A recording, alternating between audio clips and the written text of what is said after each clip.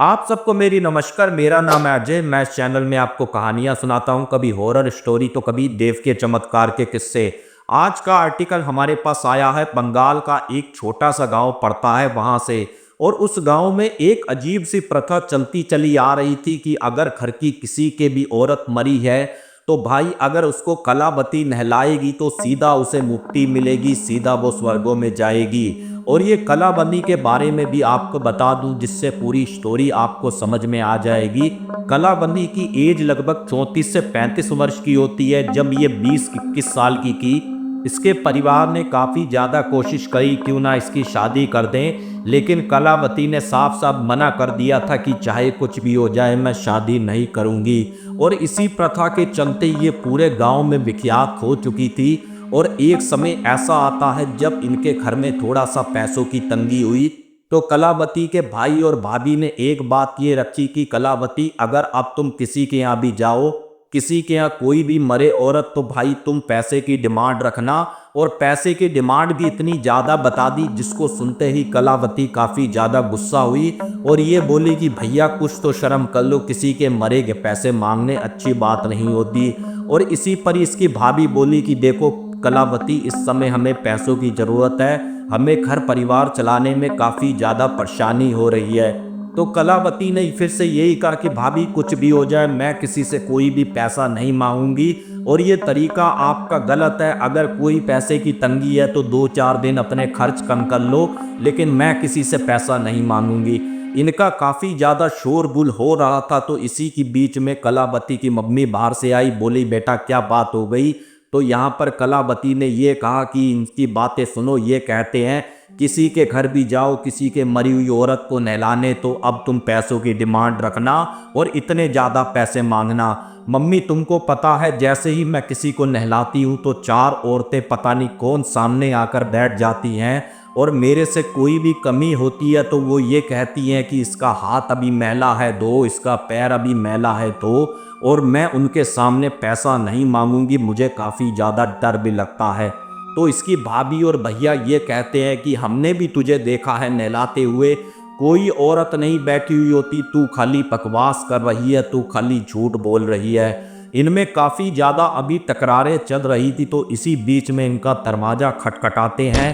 अब ये जैसे ही दरवाज़ा खोलते हैं तो क्या है कि 3-4 लोग खड़े हैं। वो ये कहते हैं कि मुखिया जी की माता जी का देहांत हो गया और जल्दी से जल्दी कलावती को आप भेज दो। अब यहाँ पर कलावती पहले तो मना करती है कि मैं नहीं जाऊंगी, मैं नहीं जाऊंगी, लेकिन जो कलावती की मम्मी थी उसका ये कहना था कि बेटा तू सबके घर जाती थी और ये गांव के मुखिया हैं और सबसे ज़्यादा पैसे वाले हैं, कल को कोई ज़रूरत पड़ गई तो समझ लो वो भी हाथ खड़े कर देंगे। चल बेटा तू ये आखिरी घर चली जा, आइंदा तू किसी के यहाँ जाना ना जाना तेरी मर्जी है, हम तेरे को ज़बरदस्ती नहीं करेंगे। अब कलावती जैसे ही जाती है तो उनकी माता जी की बॉडी सामने पड़ी हुई होती है और कलावती के मन में ये सवाल आता है कि वो जो 4 औरतें मेरे सामने आकर बैठती हैं, इस बार मैं उनसे पूछूंगी कि आखिरकार तुम हो तो हो कौन।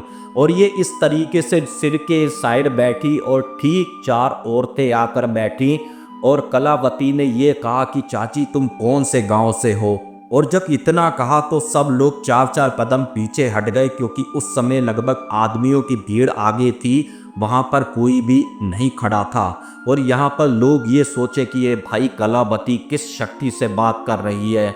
और उसी में से एक औरत बोलती है, तू बस एक गलती कर, उसके बाद ये अंजाम तेरा परिवार भी भुगतेगा, हम तो तेरी एक ही गलती का इंतजार कर रहे हैं। इतना वो भाई बोलती है, औरतें हंसने लग जाती हैं। और उसके बाद जैसे ही मुखिया जी कहते हैं कलावती क्या सोच रही हो, माता जी को जल्दी जल्दी नहलाओ, और समय भी काफ़ी ज़्यादा बीता जा रहा है। यहाँ पर कलावती ये कहती है देखो मुखिया जी, नहलाने से पहले एक बात तय कर लो, अगर मैं इनको नहलाऊंगी तो मैं इतने इतने पैसे लूँगी। तो यहाँ पर जैसे ही कलावती ने पैसे की डिमांड रखी, जो गांव के लोग थे अब तो कलावती के खिलाफ बातें करने लग गए, कैसी औरत है ये, तो मरे का भी पैसा मांग रही है, इसको तो हम कितना अच्छा समझते थे, कितनी बेकार औरत है। अब इस पर मुखिया जी भी बोले देखो कलावती, ये तो गांव की प्रथा थी इसलिए हमने तुमको बुलाया, और तुम क्या सोच रही हो कि हम गांव के सबसे ज़्यादा रईस हैं, हम तुमको पैसा दे दें और हम रईस ऐसे नहीं बने, एक एक रुपया जोड़ा है तब जाकर हम पैसे वाले बने हैं। और आज तक तुमने किसी के दरवाजे से पैसा नहीं मांगा और तुम हमारे दरवाजे से पैसा मांग रही हो। जाओ कलावती, यहाँ से चली जाओ। बाकी रही बात अपनी माता जी को नहलाने की, हम खुद भी नहला लेंगे।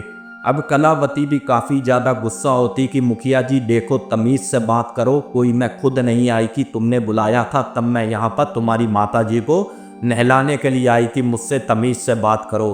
कलावती उठती है और जैसे ही चलने लगती है और मुड़ कर देखती है तो होता क्या है, उसी 4 औरतों में से 2 औरतें एक उन्हीं माता जी की पैर की उंगली चबा रही हैं और एक उनका अंगूठा चबा चबा कर खा रही है। और उसी माता जी की एकदम से आँख खुली और एकदम से यहाँ पर बंद हो गई।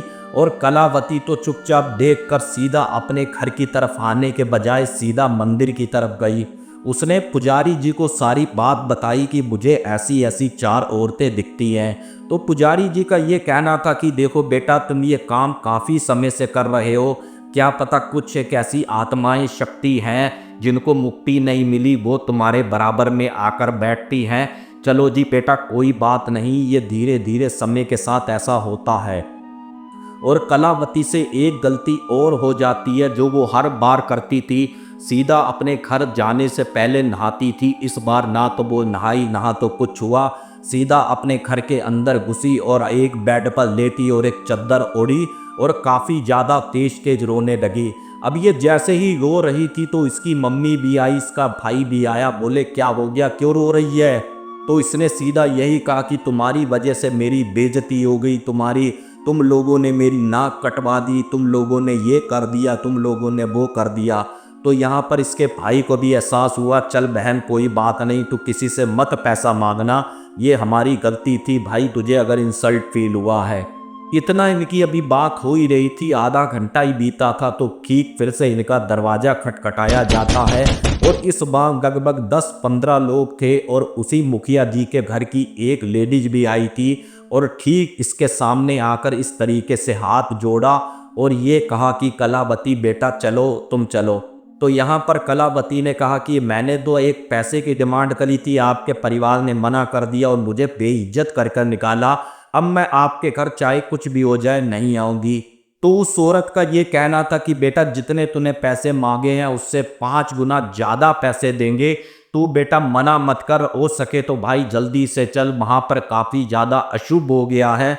हमारी माता जी की किसी ने एक पैर की उंगली चबा दी है और एक पैर का अंगूठा चबा दिया है। तो यहाँ पर कलावती ने ये कहा कि अगर चबा दिया है तो वहाँ पर कोई कुत्ता वुत्ता तो नहीं आया और तुम्हें ध्यान देना चाहिए था अपनी माता जी की बॉडी का। तो यहाँ पर वो औरत कहती है कि बेटा वहाँ पर तो काफ़ी ज़्यादा लोग थे लेकिन हमें समझ ही नहीं आ रहा कि ये सब हुआ तो हुआ कैसे। तो यहाँ पर इतना वो बोलते हैं तो कलावती की माता जी ये कहती हैं कि ठीक है बहन जी आप जाओ, मैं इसको अभी 10 मिनट के अंदर अंदर भेज रही हूँ। अब ये जैसे ही उठती है फिर से जाने को और अपने कमरे की तरफ जाने लगती है तो क्या होता है, इसको उसी 4 औरतों में से 2 औरतें दिख रही थी जो भाई साहब मांस के टुकड़े चबा रही थी। एक ऐसा महसूस हुआ जैसे पैर की उंगली चबा रही हो, दूसरा पैर का अंगूठा चबा रही हो। और कलावती भी चली जाती है मुखिया जी के घर के ठीक अभी सामने ही होती है कमरे के, और वही 2 औरतें बैठी हुई होती हैं, इस तरीके से मना करती हैं कि अंदर मत जा, हमने तुझको मना किया है और तू यहाँ से चली जा। अब यहाँ पर कलावती उनको देखती है और ये कहती है कि जो माता जी की बॉडी है आप इनको उठाकर दूसरे कमरे पर जाओ, क्योंकि वो 4 औरतें इस दरवाजे के आगे बैठी हैं। अब ये जैसे ही इधर से उधर कर रहे थे तो यहाँ पर पुजारी जी भी आ जाते हैं। कलावती पुजारी जी से कहती है कि पुजारी जी ऐसी ऐसी बात है और ऐसी ऐसी मुझे बैठी हुई दिख रही हैं। तो यहाँ पर पुजारी जी भी कहते हैं कि बेटा कोई भी तेरी अगर प्रिय चीज़ है, जो चीज़ तुझे सबसे ज़्यादा पसंद है, तो ये माता जी के चरणों में रख देना, उसके बाद शायद वो औरतें तुझे परेशान ना करें। और कलावती भी ठीक वैसे ही करती है, जो उसके हाथ की अंगूठियाँ थी, अंगूठी पहनना उसे बड़ा पसंद था, वो माता जी के जैसे ही पैरों के पास रखती है, एकदम से कलावती यहाँ पर बेहोश हो जाती है। अब इस सब चीज़ को देखकर भाई सब के सब लोग डर जाते हैं और ये सोचते हैं कि इसको हुआ क्या। वहाँ पर एक डॉक्टर साहब भी थे, जैसे ही कलावती का चेकअप करते हैं और ये कहते हैं लगता है भाई ये भी इस दुनिया में नहीं रही।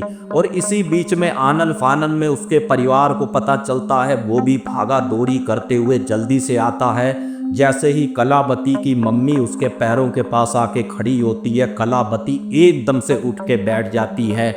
और इन सब चीज़ों को देखकर काफ़ी ज़्यादा लोग वहाँ के चौंकते हैं कि आखिरकार ये कलावती एकदम से सही कैसे हो गई। और उसकी बदली हुई आवाज़ में ये बोलती है कि इसके आदमी को बुला जल्दी से, और ये जो भी ये बूटी है इसको पहनाओ।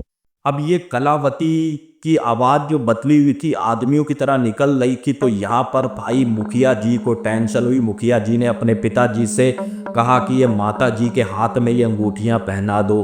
अब ये जैसे ही अंगूठियाँ पहनाई हैं तो इतने में कलावती ने जैसे ही दरवाजे की तरफ देखा और लोग अपने आप साइड होते चले जा रहे थे, तो एक आदमी वहाँ पर खड़ा हुआ था। ये कहता है ठीक है भाई साहब, मैं भी हट रहा हूँ, मेरे से गलती हो गई, भाई साहब हट रहा हूँ मैं। तो इतने में लोग कहते हैं कि साले पागल हो गया क्या, बाबला हो गया, वो तो कलावती है। इतने में कलावती की आवाज़ यहाँ पर बदली और हंसते हुए बोली, कलावती तो यहाँ पर है ही नहीं, कलावती तो बाहर ही है, यहाँ पर मैं बैठा हूँ। अब इतना होता है और इस तरीके से कलावती का यहाँ पर सिर भी घूमने लग जाता है। और यहाँ पर कलावती का परिवार भी काफ़ी ज़्यादा टेंशन में, और पुजारी जी से कहते हैं कि पुजारी जी ये क्या सीन हो रहा है। तो यहाँ पर पुजारी जी का ये कहना था, लगता है इस पर वो प्रेत हावी हो गए जो कलावती ने मुझे बताए थे, अब इसका भाई उतारा करना पड़ेगा। लेकिन जैसे ही इनको नहलाया धुलाया, अभी इस पर प्रेत हावी थे। और जैसे ही यहाँ पर बॉडी उठाकर चलने लगे, उन्होंने माथा वाथा टिकाया। आपको पता ही होगा, अगर किसी की बॉडी वगैरह लेकर जाओ मंदिर पे भी माथा वाथा टेका जाता है। अब ये जैसे ही इनके गांव की सीमा समाप्त होने लगी, तो कलावती ने ये कहा कि ठीक है, सब लोग मुंह उस तरफ कर कर खड़े हो जाओ। और कलावती एकदम से वहाँ पर फिर से बेहोश हो जाती है। और पुजारी जी ये कहते हैं कि जल्दी से लेकर इसे मंदिर में पहुँचो। अब जैसे ही इसको मंदिर में लेकर ले जाया गया, तो 4 से 5 मटके पानी के भरे हुए थे। तो जैसे ही एक एक मटका इसके आगे रखा और वो मटका फूकता चला गया, 1 मटका, 2 मटके, 3 मटके, 4 मटके। अब जैसे ही 5वां मटका आया तो वो मटका नहीं फूटा, यानी कि जो भी प्रेत बाधा थी कलावती के ऊपर से हट चुकी थी। और उसके बाद उसके परिवार ने साफ मना कर दिया था कि अगर गांव की कोई भी लेडीज मरेगी तो हमारी बेटी नहलाने नहीं आएगी। हमको अपनी बेटी प्यारी है, चाहे कुछ भी हो जाए, आप बुरा मानो चाहे सही मानो, हमारी बेटी नहलाने नहीं आएगी। और उसके बाद भाई किसी ने बुलाया भी नहीं, और उसके बाद कलावती ने भी सरेंडर कर दिया कि मैं आपके भाई किसी के मरे जिए में मैं नहलाने नहीं आऊँगी। और ये फ्रेंड्स छोटा सा आर्टिकल मुझे किसी और ने नहीं, ये हमारे एक फ्रेंड्स ने मेरे को व्हाट्सएप पर सेंड किया। उसने ये कहा था कि ये कहानी मेरे को मेरी दादी ने सुनाई थी कि ऐसे ऐसे एक जगह पर ये पूरा खेल चला था। और ये इंसिडेंट फ्रेंड्स मैं आपको बता दूं लगभग 40 से 50 साल पुराना है, और अब तो ये कलावती भी दुनिया छोड़कर जा चुकी है। बाकी फ्रेंड्स अगर आपको आर्टिकल पसंद आया है तो प्लीज़ चैनल को सब्सक्राइब करें, प्यारा सा कमेंट करें कि ये आर्टिकल आप कहाँ से देख रहे हैं। मिलते हैं एक बार फिर किसी और न्यू हॉरर स्टोरी में। जय हिंद, जय भारत।